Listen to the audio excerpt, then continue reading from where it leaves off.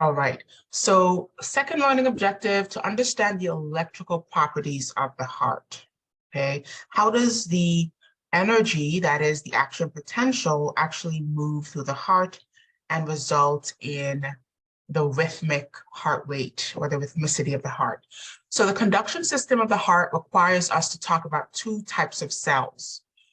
We have the autorhythmicity, and that is going to be conducted by the autorhythmic cells. And then we're also going to talk later on about the non-pacemaker cells. So cells that are more contractile. So in the heart, there are two types of cells. Cells that set the rate and rhythm, these are our autorhythmic cells. And then the contractile cells are the cells that actually vigorously contract to result in the changing of the size of the chambers so that blood can move through all four of those chambers. So the first type is the autorhythmic cells. And because the heart has the ability to generate its own rhythm, these cells are going to be the point of the initiation of that excitation. So it's basically going to start the impulse, and then that will spread through these two types of cells and then result in contraction when it gets to the contractile cells. So the two types of autorhythmic cells are pacemaker cells that really are the beginning point of the excitation or the current that's spreading through the heart. And then the conduction fibers help to move this excitation throughout the various chambers respectively. So let's look at how these function differently. So pacemaker cells have the ability to spontaneously depolarize. So this is unlike neurons, for example. Neurons need to receive their electric impulse and then they can begin a new action potential, right? We talk about that synaptic. I'm going to pause because it shows my internet's unstable. Okay. All right, hopefully I'm still, okay, looks like it's still good to go. So this is different from neurons. Neurons have to receive their impulse by that synaptic transmission. So when a neurotransmitter, for example, crosses the synaptic junction and then binds to a receptor on the neuron, that is what initiates the action potential. In spontaneous pacemaker cells, they spontaneously depolarize. They automatically open up sodium channels. So they don't receive any input in order to do so. They are the ones that will initiate that action potential spontaneously. And then they're actually going to be coordinating the rhythm because of this. All right. So if a pacemaker cell spontaneously depolarizes every, let's say every 60 seconds, that is what sets the heart rate or rhythm to be 60 beats per minute, because every 60 seconds, or every 60 seconds, that cell is going to spontaneously polarize, and that's going to start a new wave of excitation moving through the heart. The conduction fibers, on the other end, are going to move that excitation that is started from the pacemaker cells down through the myocardium, where it can excite the contractile cells and actually get the chambers to contract.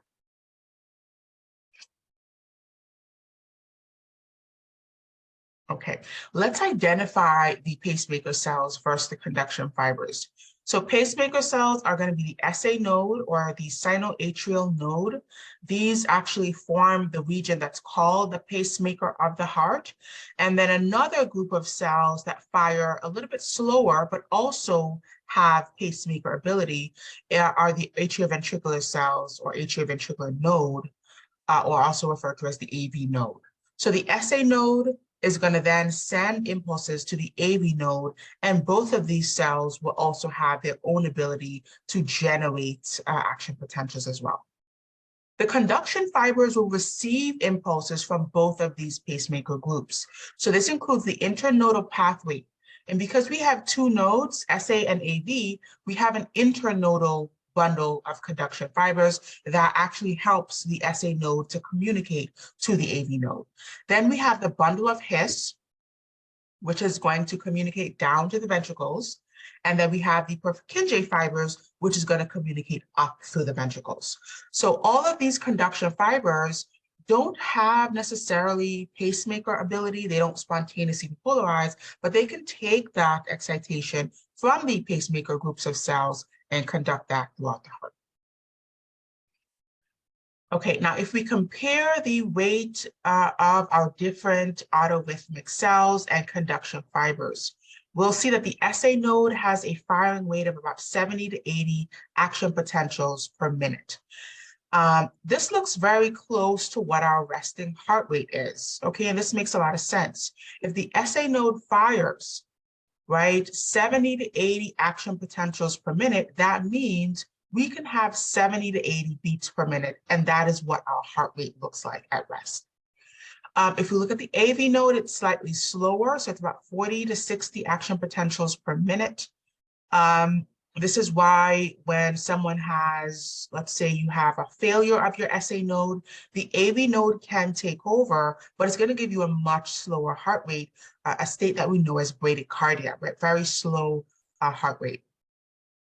The bundle of His, which is conduction fibers, has a rate of 20 to 40 action potentials per minute, and so does the Purkinje fibers. So very much slower in terms of their ability to generate action potentials, much slower as opposed to the actual pacemaker groups.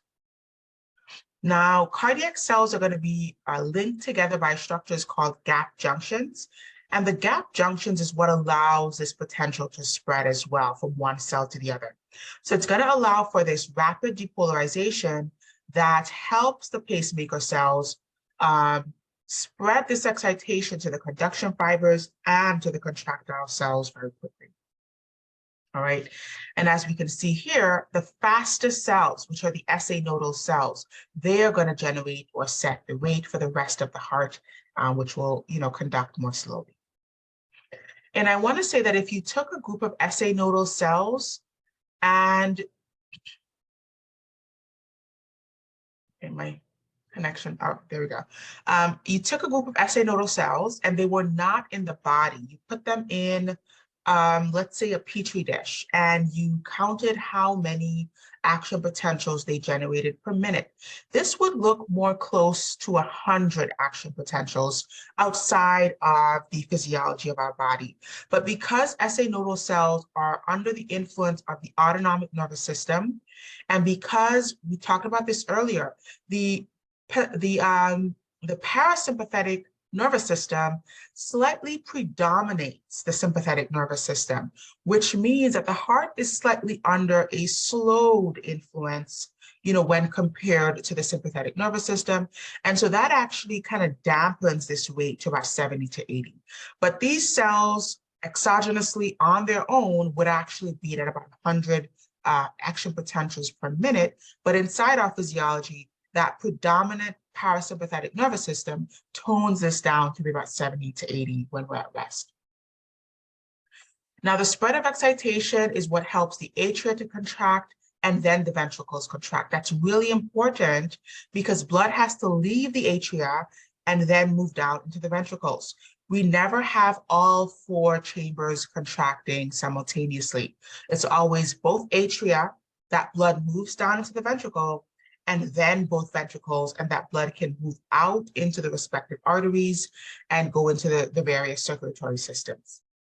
Now, the coordination of this happens by way of the gap junctions and the conduction pathways, those conduction fibers. And we find these structures at a region that's referred to as the intercalated disc. All right. Now, an intercalated disc is the junction between two adjacent myocardial cells. This does two things. It has desmosome junctions or desmosome anchoring junctions that help to resist any stress that's put on the cardiac muscle, the cardiac tissue. And as we can imagine, the heart undergoes a lot of vigorous contraction. It beats every single minute that we're alive. So the sharing and the mechanical stress just from that continuous movement can, put some tension on the junctions. And so desmosomes help to anchor those two cells together and resist any of that sharing or mechanical stress. Gap junctions, on the other end, are not necessarily for anchoring, but they are for communication. So gap junctions help to provide what's referred to as electrical coupling. And what that does is when the electrical activity gets to one cell, it immediately spreads to the adjacent cell so that both cells can beat synchronously by way of that tunnel for communication. Okay. So let's look at what the intercalated disc looks like. Let's first look at the general function of muscle, or the general organization. So here are SA nodal cells, right? These are pacemaker cells. Here are our contractile cells, the cells that are actually responsible for shortening. These are the cells that are going to have the sarcomere on them, right? Notice we have lots of sarcomeres present within the actual contractile cells. And so these are the cells that are going to actually change the shape of the atria and ventricles. So the conduction will spread from the SA node into the contractile cells, and these are anchored together by these intercalated discs. If we zoom in on what's happening at the intercalated disc, we can see two structures: the gap junctions, which allow the spread of the excitation from one cell to the other, and the desmosomes, which allow the anchoring, the tight junction anchoring that keeps these two cells firmly adhered to each other. All right. I also want to just remind us of the nature of cardiac muscle. It is an example of striated muscle, so it will have sarcomeres, unlike smooth muscle, which doesn't have sarcomeres. So we will still see the actin and myosin filaments inside each of these cells, and there will still be the sliding of these filaments to result in the shortening of these cells, or the contractile, the contraction of these cells. However, we will not see some of the other properties. The cardiac muscle cells will have more of the synchronous beating, right? So we don't have the individual units, we don't have things like recruitment. All of the cardiac muscle tissue will typically beat synchronously in order to provide the change of shape of the atria and ventricle. Okay, let's move on to look at the order of conduction. How does that impulse move through the atria, followed by the ventricles? So we start the conduction in the SA node, right? This is the area where we set the rate and rhythm. That signal will spread through both atria simultaneously. This happens by way of the internodal pathways, or the interatrial pathways. Then that signal will travel to the AV node. And then via the internodal pathways, we have that communication from SA node to AV node. And now there's going to be a delay. This is referred to as the AV nodal delay. The reason for this delay is to slow the conduction so that both atria can contract. Okay, both atria must contract fully before that impulse can begin making its way down by way of the AV bundle into the ventricles. Okay, the impulse will then split off when it gets to the bottom of the ventricles by way of the bundle of His. It will split onto the left and right bundle branches, and then it will move up through the ventricles towards the valves. And that will be by way of the Purkinje fibers. And what this allows is for the atria to fully contract, then relax, and then the ventricles will fully contract. Specifically, the ventricles will contract in an upward direction, very similar to the way that we squeeze a tube of toothpaste. We squeeze it from the bottom in order to get that toothpaste to move up towards the top of that tube. Similarly, the impulse moves from the bottom of the ventricle up towards the valve to get that blood to leave the ventricle and move out into the respective arteries.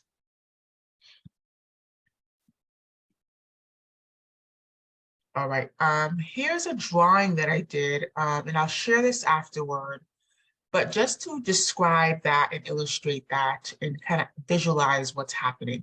So step one is that the impulse is propagated from the SA node through the atria, and then both atria will contract. So here's our SA node. SA node is actually located in the upper wall of the right atrium, okay? Very specific location. And then that impulse from the SA node travels by way of the interatrial fibers out into the adjacent atria. Okay, so it starts in the right atria, spreads across to the left atrium as well, and then both atria will contract. Step 2, the impulse arrives at the AV node by way of the internodal fibers, right, or internodal pathway. So it goes from the SA node, both atria contract, and then also down to the AV node. Okay, the AV node is also found in the right atrium, but it's going to be in the lower interatrial wall of the right atrium. So the wall that separates the right atrium from the left atrium, in that wall, we will find the AV node. When there's a delay, so that AV nodal delay, we want to talk about that delay. That is to make sure both atria contract. Because notice, the SA node is so close to the AV node, if that impulse traveled right away to the AV node, we could perhaps send the signal before the impulse got to the left atrium. So we want both atria to contract fully, and then the AV node will receive that impulse. All right, third step, the impulse is transmitted to the bundle of His, and that is in between both ventricles. This is also referred to as the AV bundle. So the bundle of His is located in between the right ventricle and left ventricle, and from the AV node down through that interventricular wall, that impulse is spread by the bundle of His. The fourth step, the impulse is divided into right and left ventricles, respectively, by way of the right and left bundle branches. So here at the bottom of the interventricular septum, or the interventricular wall, we have a division of that impulse. Some will travel up the right ventricle by the right bundle branches, and some will travel up the left ventricle by way of the left bundle branches, okay? And then we have that toothpaste example, right? That toothpaste phenomena where we squeeze from the bottom up towards the valves. So the valves are located in between the ventricle and the arteries that are leaving the top of the heart. So the left ventricle, the left ventricle would communicate by way of the aortic valve out into the aorta, which is going towards this direction. And the right ventricle would communicate by way of the pulmonary valve out to the pulmonary arteries, right? So basically, we want to move that blood out to that valve and into these arteries. So the impulse spreads up by way of the Purkinje fibers towards the location of these valves. Okay, and then at the very final step, the impulse spreads up through the valves via the Purkinje fibers, and then both ventricles contract. All right, so the take-home message here is that both atria must contract, the impulse will move down to the bottom of the ventricles, and then both ventricles will contract upward. All right. And then another just schematic to represent this. So we can see start at the SA node, move from the SA node out to the other atria, so cross by way of the intraatrial pathways to the left atria. Then we have the impulse arriving at the AV node after that AV nodal delay. Then we have both atria contracting. Then we have the impulse moving down through the AV bundle or the bundle of His. Then it goes to the left and right bundle branches.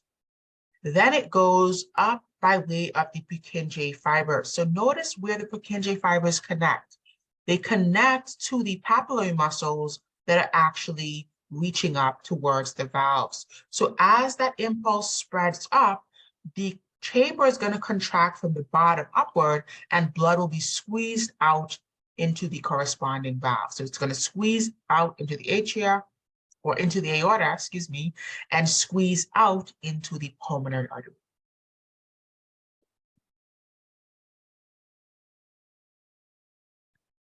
Really great question here. Would the atria contract if the AV node takes over? So yes, the atria will contract again more slowly, and sometimes not synchronously. So having that impulse start at the SA node allows for that synchronous contraction to spread to the interatrial pathways and over to the left atrium. So it is possible to have both atria contract, but much more slowly as that AV node initiates the contraction, and the pacemaker cells that are located in the SA node are not working, but we will have excitation spread sometimes in a reverse direction, but also sometimes spontaneously to allow those chambers to contract, but not synchronously. So this is where we can get into having some issues as far as the way that rate is generated, bradycardia or tachycardia, or some other defects as well. But really good question. This is why we need the SA node so much. It just helps to automate and synchronize the movement of this electrical impulse. And you can have a pacemaker implanted. So I'm sure you've all heard of this, but you can have a false or fake, not fake, but a technical pacemaker inserted under the skin near where we have the right atrium, and that will serve as a starting point to initiate that impulse and take over from the SA node.